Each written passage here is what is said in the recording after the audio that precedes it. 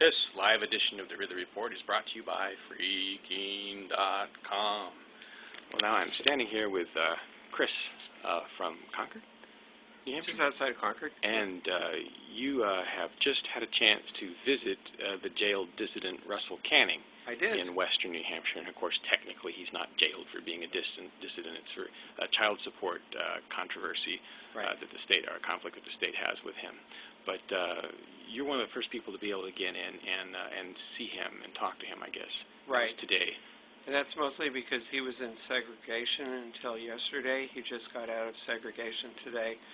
And the visiting is much more restricted in segregation. It's only on Mondays, but for the general population, it's weekdays every day from, I think it's 8 to 10 p.m., something like that. What was your, what impression did you get about the way he's being treated, the way he feels? Well, he seemed in very good spirits, and he said that he's been playing basketball in order to stay healthy, and I did get the impression that there's a lot of boredom inside the jail. He's much more interested in a lot of much more sophisticated topics than the general population is. But well, you never know. Right, you never know. Everybody on my cell block wanted to talk about freedom issues when I was in there, you know, to some extent. Right. So. Right. Yeah.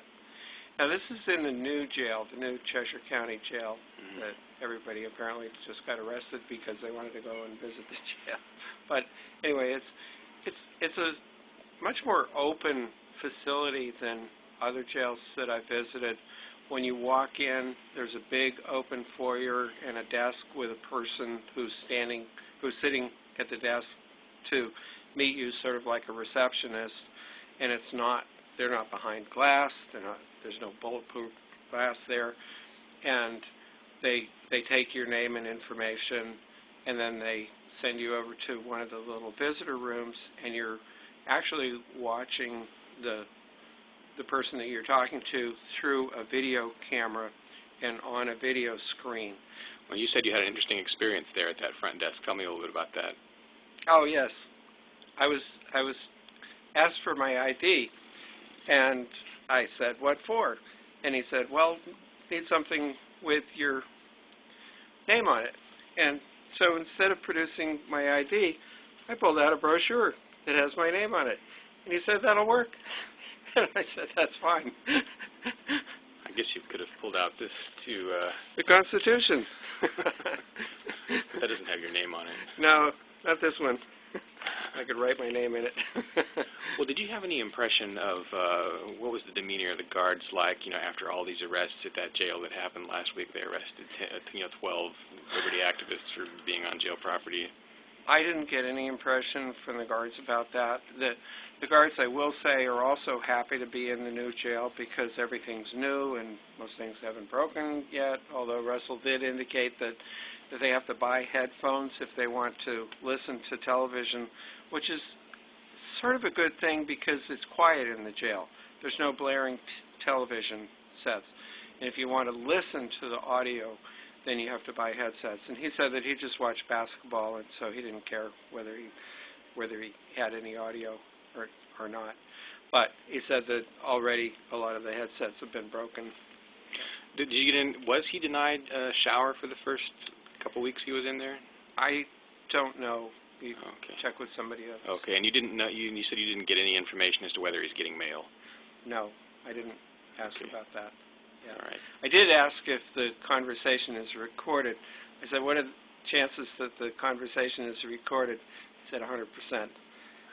So I read him some passages from a book, and I said, well, this is more for their benefit than yours then.